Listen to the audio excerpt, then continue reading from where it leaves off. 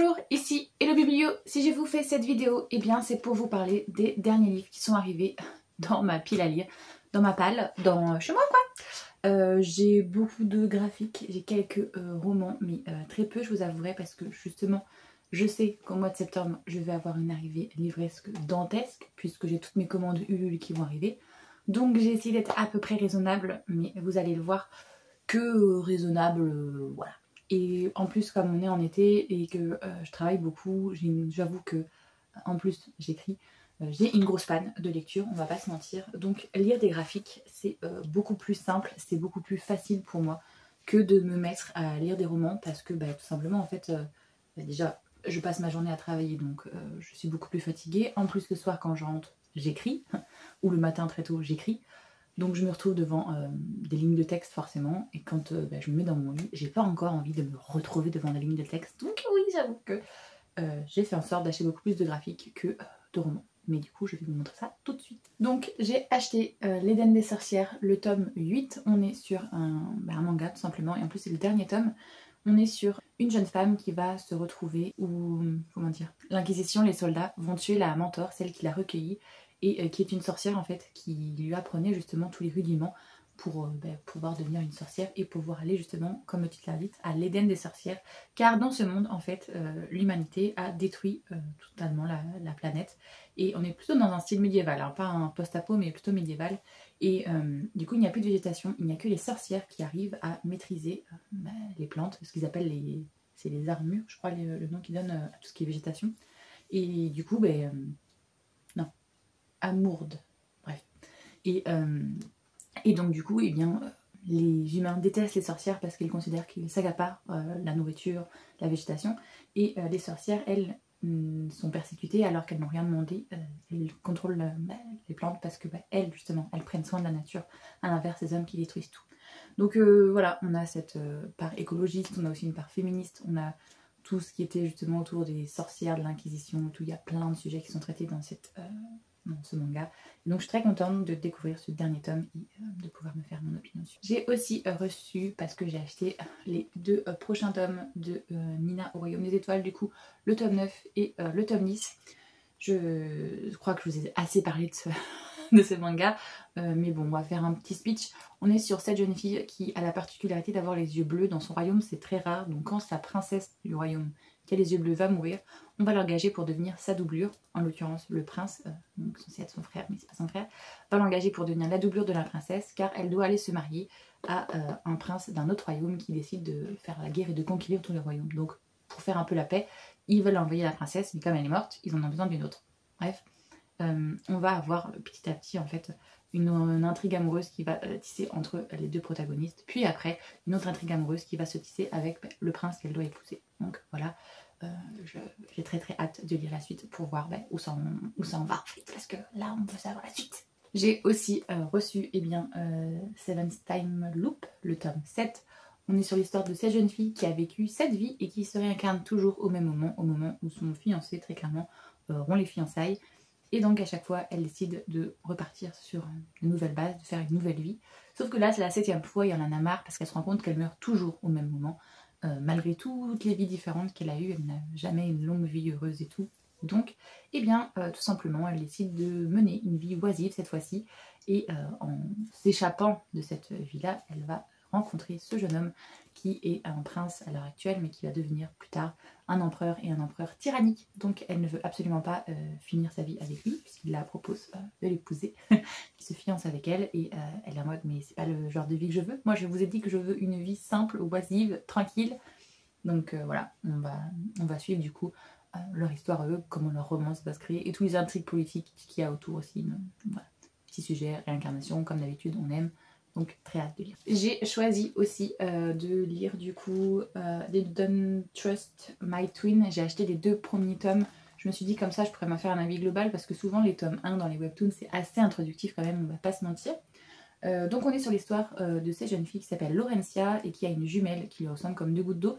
Mais là où Laurentia est très intelligente, pas extravertie, mais très entreprenante parce que ils font partie d'une aristocratie assez noble et donc du coup elle sait qu'ils ont un domaine à gérer, ils ont plein de choses à s'occuper, donc elle apprend tout ce qu'il faut apprendre pour pouvoir justement faire en sorte que leur domaine soit le mieux possible. Sa sœur à l'inverse est plutôt fragile, malade, sensible et donc du coup elle est toujours en retrait. Et le jour où elle va devoir se fiancer avec un autre type assez noble, elle va se rendre compte qu'en fait sa sœur et son fiancé sont ensemble. Et elle va se rendre compte en fait de toutes les manipulations que sa sœur a fait derrière son dos, se faisant passer pour une jeune fille fragile alors que pas du tout. Donc à ce moment-là, elle va décider dans sa prochaine vie de... c'est encore une réincarnation. Vous allez voir, c'est récurrent. Hein. Donc dans sa prochaine vie, elle va décider de tout changer et en l'occurrence, elle va rencontrer un type qui va lui permettre justement de quitter son fiancé et de se fiancer à un autre, potentiellement de se marier avec lui pour pouvoir avoir une vie qui lui correspond un peu mieux dans cette vie-ci. Donc voilà, lire ces 2 tomes comme ça, je me ferai mon avis et je crois que le tome 3 en plus il sort dans pas longtemps donc je pourrais continuer la saga parce que évidemment je n'avais pas assez de webtoon, autant commencer des nouvelles sagas. Oui, on n'a aucune logique, mais ça c'est encore autre chose. Je vous l'avais mis dans ses sorties mais je ne l'avais pas acheté directement, mais cette fois-ci j'ai craqué. J'ai acheté Hellbells et la malédiction du beau soleil. On est sur une BD plutôt jeunesse, graphiquement elle a l'air juste magnifique. Ce que j'en sais c'est qu'on est dans un monde de fantasy où il y a de la magie mais il n'y a que les femmes qui ont de la magie, puisque les femmes ont la parole alors que les hommes sont nés avec cette malédiction là justement. Ils naissent tous muets depuis je sais pas, c'est peut-être bien 50 ans, bref. Sauf que cette jeune fille a un petit ami et que son petit ami c'est vraiment le green flag parfait et qu'elle aimerait bien qu'il puisse lui dire des mots d'amour justement. Donc elle va décider de faire son mémoire justement sur cette malédiction et comprendre comment on va faire pour pouvoir casser cette malédiction. Je pense que c'est un tome 1. Si c'est une histoire complète, ça m'arrangerait, ça m'éviterait de commencer une énième saga, mais j'ai un peu peur que ce soit un peu court pour en faire tout un truc. Donc on verra bien, mais j'ai quand même très hâte de le lire parce que le sujet a l'air un peu ce que j'aime. J'ai continué dans mes achats de BD, de jeunesse. J'ai pris du coup Métamorphe, Beast Friend. On est sur l'histoire de 2 jeunes gens qui sont totalement opposés. Si je me trompe pas, elle ça va être la fille populaire et lui ça va être le petit geek du coin. Mais ils vont tous les deux se retrouver à se transformer. Je ne sais pas qui pour qui, comment, mais voilà. De ce que j'en vois, c'est que elle va devenir une louve-garou et lui va devenir un vampire.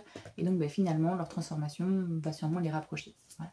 En plus, le tome 2 va sortir incessamment sous peu. Donc pareil, je vais lire le tome 1 comme ça. Je vais pouvoir savoir si le tome 2 m'intéresse. J'ai reçu aussi Not in Love d'un de mes proches qui voulait que j'aille quelque part et je ne voulais pas aller à cet endroit. Donc pour me faire y aller, il m'a dit si tu viens, je t'offre un livre. Ok. Du coup, il m'a acheté Not in Love, qui me faisait très envie parce que c'est du Ali Hazelwood et c'est une autrice que j'adore. Franchement, il n'y a aucune lecture que j'ai faite d'elle qui ne m'a pas plu. Même Bride à la rigueur, que j'étais en mode ouais, non, il y a des trucs qui m'ont pas plu dans la lecture, mais la lecture globale, j'ai bien aimé. Et d'ailleurs, j'ai très hâte de lire Mate, le tome 2 qui va sortir dessus. Donc voilà, Not in Love, on est sur l'histoire d'une jeune fille.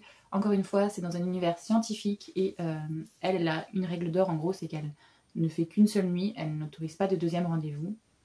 Sauf que là, le gars avec qui elle va passer sa nuit, il va y avoir un incident et du coup en fait ils ne vont pas coucher ensemble. Mais vu qu'elle ne donne pas de 2e rendez-vous, ils ne se reverront plus, même si elle sent qu'il y a un feeling qui passe très bien avec ce type. Quand elle va retourner dans sa boîte, elle va découvrir que sa boîte va se faire racheter et va ne se faire racheter évidemment ni autre que par, vous donnez dans le mille, le gars avec qui elle n'a pas couché la dernière fois, mais que l'attirance est toujours là. Donc à voir. J'ai vu beaucoup de remarques dessus, comme quoi il était beaucoup plus smutty que les autres tomes. Et d'ailleurs, il y a un petit disclaimer au tout début de l'autrice, justement, qui devait se douter qu'elle allait avoir des remarques. Et qui le dit bien que, on est bien plus proche d'une romance érotique que de... Ouais, voilà, c'est ce qu'elle dit. Ce roman tient plus de la romance érotique que de la comédie romantique, parce que les 2 personnages ont du mal à communiquer. Et donc, ça passe par le corps. Voilà. Donc, très clairement... Je me doute qu'il va y avoir énormément de smut, je suis préparée, mais j'ai quand même hâte de voir l'histoire que Lydia Hazelwood nous a préparée. Ensuite, j'ai vendu pas mal de livres sur Vinted, parce que là je vous fais la vidéo d'un coup, mais j'ai reçu les livres évidemment pas tous en même temps. Donc j'ai fait un gros caquage sur Vinted, j'ai décidé de prendre un assistant de rêve. Je sais pas du tout de quoi ça parle, je sais juste qu'on est sur un graphique et qu'on va avoir du yaoi, voilà, ça s'arrête là. J'avais envie de quelque chose de léger, donc je l'ai pris, on verra bien. J'ai vu qu'il y avait eu 2 ou 3 autres tomes encore, donc si ça me plaît, pourquoi pas continuer. Par contre, il est beaucoup plus épais que les autres. mais c'est chouette. Ça veut dire plus d'histoire, pas forcément que du smut. Donc voilà, petite lecture que j'ai envie de faire rapidement. Toujours dans mes craquages de Vinted, j'ai trouvé La fille en colère aime les garçons sensibles. Les filles en colère aiment les garçons sensibles. C'était une BD qui me faisait déjà de l'œil depuis un moment parce que eh bien, c'est le genre de sujet qui me plaît énormément, justement, de voir des archétypes de personnages qui ne sont pas entre guillemets traditionnels, parce qu'en général c'est souvent la fille qui est sensible nanana, et le gars qui est bad boy en colère, voilà. Et là, d'avoir les archétypes inversés, ça me plaît énormément. Et puis en plus en BD, je pense que ça se lira très facilement. Donc j'ai hâte de voir ce que ça va donner. Pour un peu, je n'ai pas du tout aimé, mais j'espère quand même bien que ce ne sera pas le cas. Toujours dans mes craquages Vinted, j'ai pris une BD qui parle de cul, de Marie de Brieur et de Lucie Macaroni. J'espère que je ne me trompe pas. Donc là, oui, c'est une BD qui parle de cul, mais pas que, mais quand même beaucoup. On est sur, je crois, une personne qui nous raconte tout simplement sa vie, son parcours, justement au niveau de sa sexualité et tout. Et j'avoue que j'aime beaucoup lire ce genre de choses, surtout en BD, parce que ça permet des fois de dédramatiser des sujets qui sont quand même assez durs, assez ardos, et d'avoir de vrais questionnements aussi, des fois de temps en temps. Voilà, il y a plusieurs BD comme ça que j'avais lus sur ce sujet-là, qui étaient chouettes. Donc voilà, je me suis dit, celui-là, allez hop, vu que j'avais une grosse cagnotte Vinted, allons-y Guingamp, on n'est plus à ça près. Au moment où je tourne la vidéo, il y a des lectures en fait que j'ai déjà faites, puisque c'était des lectures de début de mois, et donc du coup je me suis acheté les suites. Voilà. J'ai continué, du coup j'ai acheté la suite, j'ai acheté Nina au Royaume des Étoiles, le tome 11 et le tome 12. Par contre ceux-là je ne les ai pas encore lus, donc voilà, vous n'aurez pas mon avis dessus. Je ne vous fais pas le speech parce que vous l'avez déjà eu il y a quelques minutes, mais donc voilà, je me suis acheté la suite parce que j'ai lu les deux autres, et donc du coup il me fallait la suite tout de suite. La fin du tome 10 est en mode donc voilà, je les ai déjà reçus et je vais les lire sûrement dans la semaine. Voilà. Et donc pareil pour celle-là, j'ai déjà lu le tome 1 et donc à peine j'avais fini de lire le tome 1, je me suis dit achète le tome 2 pour avoir la suite. Donc je vous referai pas le speech, vous avez bien compris, on est du coup cette fois-ci plus en mode best friend, mais on commence à avoir sûrement une love story entre les deux, voilà. Donc je n'en sais pas plus que vous, puisque celui-ci je n'ai pas lu par rapport au tome 1, mais voilà, j'ai quand même très hâte de voir ce que ça va donner au vu du tome 1 qui était quand même assez introductif. J'espère que cette vidéo vous a plu. Si c'est le cas, n'hésitez pas à liker la vidéo, ça aide énormément pour le référencement. S'il y a des achats que vous avez fait les mêmes que moi, ce serait drôle qu'on en parle aux commentaires, ou au contraire, si vous voulez carrément me dire tout ce que vous avez acheté et me montrer les différences ou des trucs que moi j'aurais pas repéré par exemple, parce qu'il y a peut-être des sorties que je n'ai pas vues, ça c'est possible aussi. Donc n'hésitez pas, l'espace commentaire est là pour ça. Si vous ne voulez pas faire de commentaires construits, il n'y a pas de souci. Mettez, moi je sais pas, des petits cœurs. Là j'ai vu qu'il y avait pas mal de roses, de violets, mettez des cœurs roses et violets, voilà. Comme ça permettra à l'algorithme de soutenir un petit peu la vidéo. Si vous voulez voir le reste de mes vidéos, n'hésitez pas à vous abonner. Moi j'espère que tout va bien pour vous, que vous passez un beau moment, que vous faites de bonnes lectures, et je vous fais tout plein de gros bisous.